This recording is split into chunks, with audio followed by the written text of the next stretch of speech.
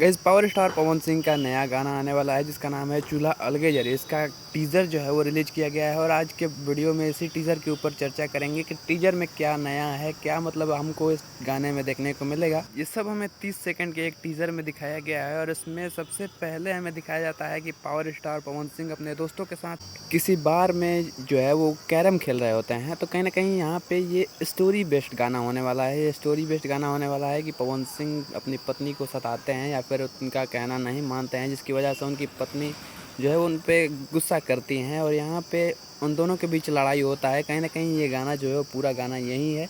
इस गाने में आपको बहुत ही प्यारा डांस देखने को मिलेगा, बहुत ही नोक झोंक देखने को मिलेगा और कहीं ना कहीं पवन सिंह अपने भोजपुरी ऑडियंस के माइंड को समझ चुके हैं कि वो क्या देखना चाहते हैं, क्या उनको चाहिए। कहीं ना कहीं इसी वजह से यहाँ पे देहाती लुक को दिखाया गया है, माटी का चूल्हा दिखाया गया है और ऐसे ऐसे काफ़ी सारी चीज़ें इस गाने में देखने को मिलेंगी जो कि आपको गांव से रिलेट कराएंगे।